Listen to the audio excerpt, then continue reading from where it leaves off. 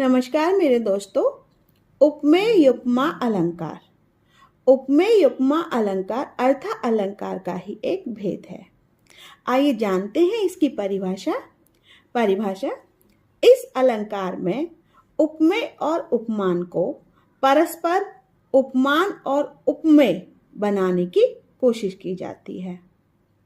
इसमें उपमेय और उपमान की एक दूसरे से उपमा दी जाती है, यानी तुलना की जाती है। अब इसमें होता है क्या है, उपमेय को उपमान और उपमान को उपमेय बनाने की कोशिश की जाती है। जब एक दूसरे से तुलना करते हैं और तुलना करने में जब हमारा अर्थ वही निकलता है तो वहां पर उपमेय उपमा अलंकार होता है। अब इस अलंकार को और अच्छे तरीके से जानने के लिए हम इसके उदाहरण देखेंगे और उदाहरण के साथ ही इसको जानेंगे एक दूसरे की तुलना कैसे की गई है। उपमा अलंकार के उदाहरण। पहला उदाहरण है, तो मुख सोहत है शशि सो, अरु सोहत है शशि, तो मुख जैसो। मुख उपमेय है, शशि उपमान है। अब यहाँ पर मुख की तुलना किससे हो रही है? शशि से।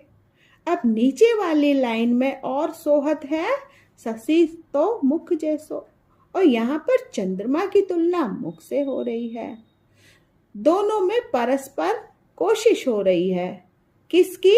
उपमेय को उपमान की और उपमान को उपमेय बनाने की। एक दूसरे की उपमा दी जा रही है। मुख सोहत है शशि सो, इन पंक्तियों में मुख की तुलना चंद्रमा से की गई है और फिर चंद्रमा की तुलना मुख से की गई है। यहाँ पहले उपमेय है जिसकी तुलना चंद्रमा से हो रही है, यानी उपमान से हो रही है, और फिर बाद में यहाँ पर उपमान की तुलना उपमेय से हो रही है, यानी चंद्रमा की तुलना मुख से हो रही है। तो यहाँ पर उपमेय उपमा अलंकार है। सूरती निहार देखी नीक ऐरी प्यारी जुके, कमल से नैन अरु नैन से कमल हैं। ये उपमेय उपमा अलंकार का दूसरा उदाहरण है। सूरती निहार देखी नीक ऐरी प्यारी जुके, कमल से नैन अरु नैन से कमल है। अब यहाँ पर भी जो प्यारी सी सूरत है उसको निहार कर देख रहे हैं। तो कैसे देख रहे हैं कि जो कमल है, कमल उपमान है और नैन उपमेय है, और फिर यहाँ पर उपमेय को उपमान।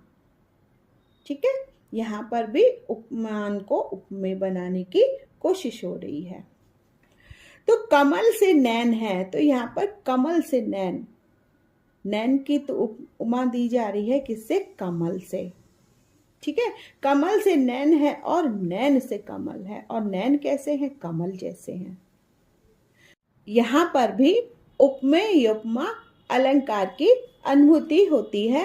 अगर परीक्षा में ऐसे आपको उदाहरण देखने के लिए मिलते हैं तो आप उनको आराम से कह सकते हैं कि ये उपमेय उपमा अलंकार हैं, क्योंकि ज्यादातर परीक्षा में परिभाषा कम ही पूछी जाती है। उदाहरण से आपको अलंकार का नाम लिखना होता है। अगर इस तरह से उपमा दी जाती है या उपमान की उपमेय की उपमान से कोशिश की जाती है तो वहां पर उपमेय उपमा अलंकार होता है। आगे होगा आपको समझ में उपमेय उपमा अलंकार के विषय में। और अलंकार के बारे में जानने के लिए देखते रहिए मेरी वीडियो को, और हाँ, मेरे वीडियो पर लाइक और कमेंट जरूर करिए। Bye bye.